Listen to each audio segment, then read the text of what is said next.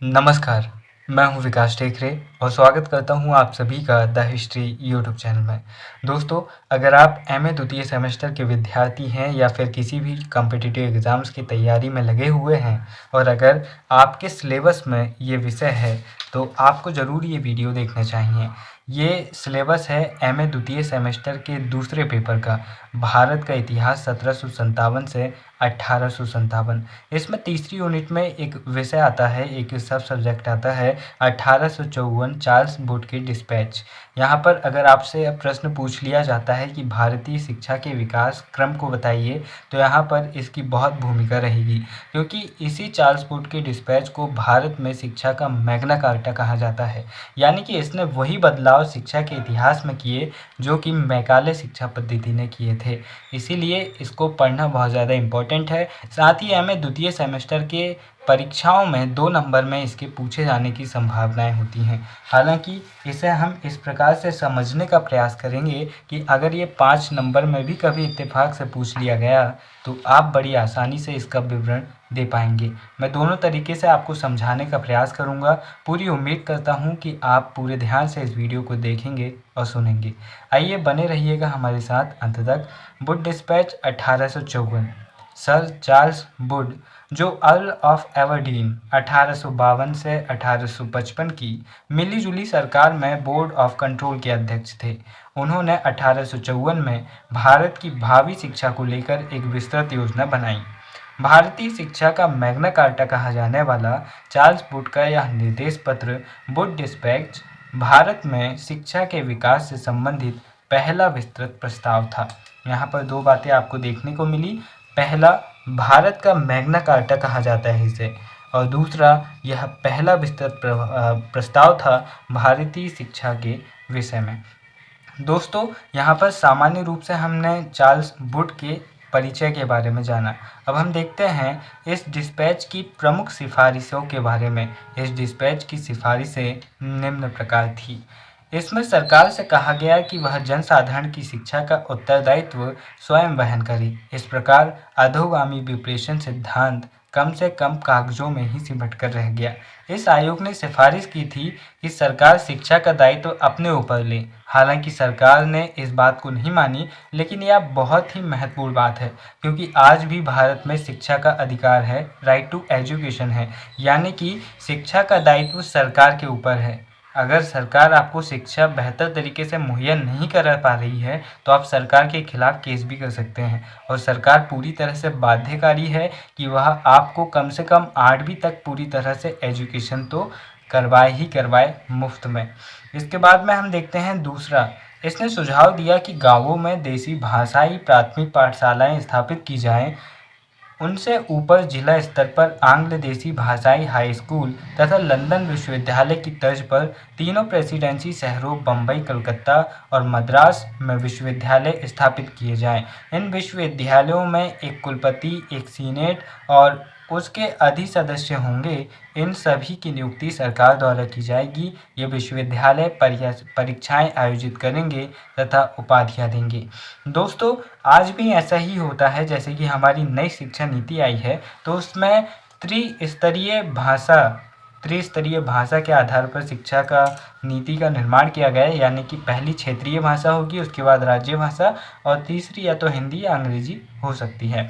तो यहाँ पर कहा गया कि पहला जो क्षेत्रीय लोग हैं, आप उन्हें क्षेत्रीय भाषा में शिक्षित कीजिए। उसके बाद में उनकी जो हाई एजुकेशन है, आप उसे अंग्रेजी में दीजिए, और उसके बाद में फिर उन्हें विश्वविद्यालय में भी वे पढ़ सकते हैं, जहाँ से उन्हें उपाधियाँ या फिर डिग्री मिल सकती है। इसी सिफारिश के आधार पर, इसी डिस्पैच के आधार पर आज के सबसे टॉप यूनिवर्सिटीज़ में से एक बम्बई विश्वविद्यालय, कोलकाता यूनिवर्सिटी या फिर मद्रास या चेन्नई यूनिवर्सिटी की स्थापना हुई थी। इसीलिए इसका महत्व और ज़्यादा बढ़ जाता है।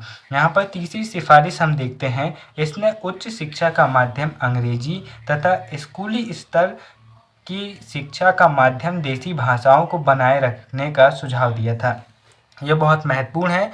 ये कई एग्ज़ाम्स में भी पूछ लिया जाता है कि बताइए वह कौन सा आयोग था जिसने स्कूली शिक्षा यानी कि क्षेत्रीय शिक्षा का माध्यम हिंदी यानी कि क्षेत्रीय भाषाओं को, और फिर जो हाई एजुकेशन है उसकी भाषा को अंग्रेजी बनाने की सिफारिश की थी। तो वह था वुड डिस्पैच। इसके बाद में हम देखते हैं चौथी सिफारिश। चौथी सिफारिश आती है, इसने स्त्री शिक्षा तथा व्यावसायिक शिक्षा की आवश्यकता पर बल दिया तथा तकनीकी विद्यालयों एवं अध्यापक प्रशिक्षण संस्थाओं की स्थापना की सिफारिश की। इसने क्या किया?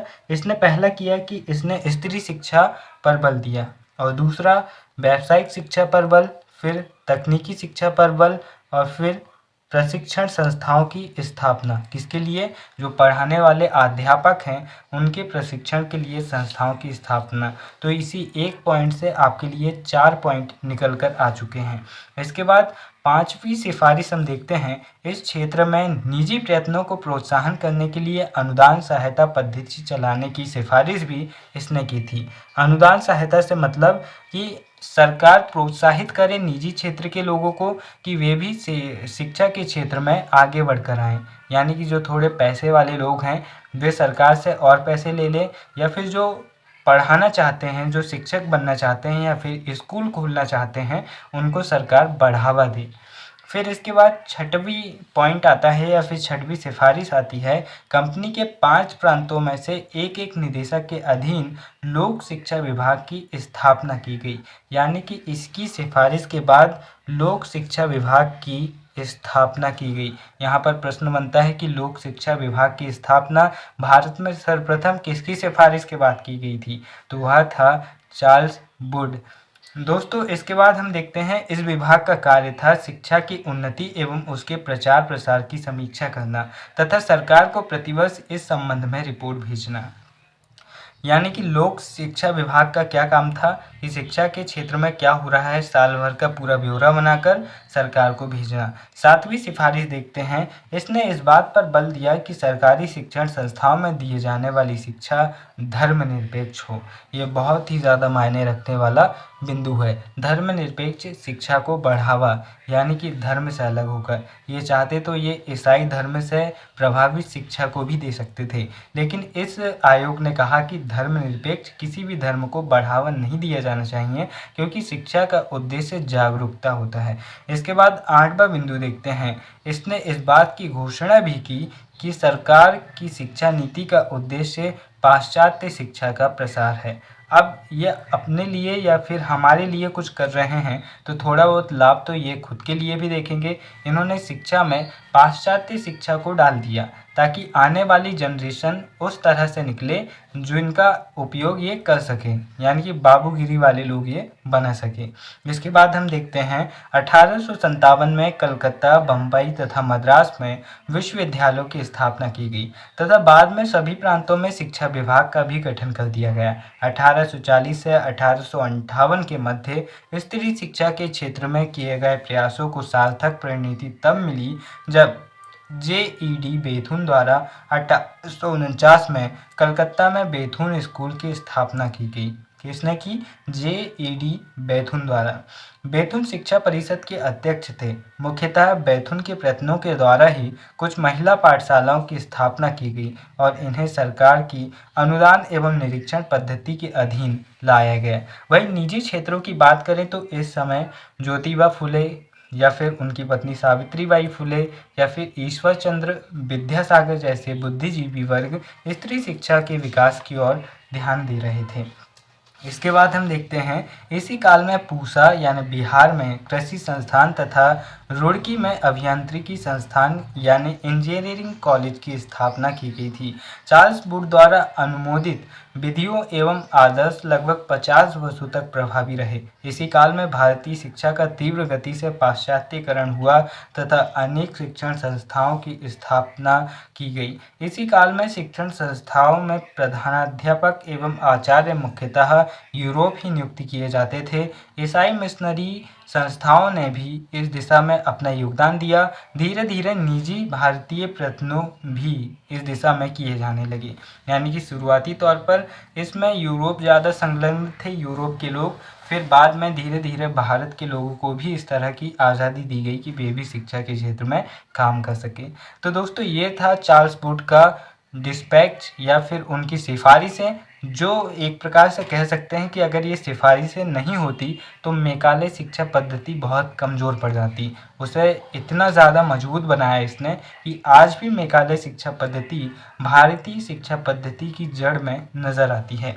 अब इसके बाद हम बुक डिस्पैच अगर 5 नंबर में पूछ लिया जाए तो आप किस प्रकार से पॉइंट बनाएंगे, ये हम देखने का प्रयास करते हैं। पहला पॉइंट होगा शिक्षा का दायित्व सरकार पर। हमने ये पहला पॉइंट ही पढ़ा था कि शिक्षा का दायित्व सरकार पर हो, सरकार इसे बढ़ावा दे। दूसरा पॉइंट आता है भाषाई आधार पर शिक्षा, यानी कि क्षेत्रीय भाषा के आधार पर प्राथमिक और माध्यमिक शिक्षा हो और जो हाई स्कूल का एजुकेशन है वो इंग्लिश मीडियम से हो। फिर इसके बाद में स्त्री शिक्षा पर बल, विश्वविद्यालयों की स्थापना, व्यावसायिक एवं तकनीकी शिक्षा पर जोर, अध्यापक प्रशिक्षण व्यवस्था और फिर इसके बाद में निजी संस्थानों के विकास पर बल, लोक शिक्षा विभाग की स्थापना, धर्मनिरपेक्ष शिक्षा और पाश्चात्य शिक्षा का प्रसार। और इसके बाद हमने देखा था कि स्त्री शिक्षा के क्षेत्र में बैथुन महिला विद्यालय की स्थापना कलकत्ता में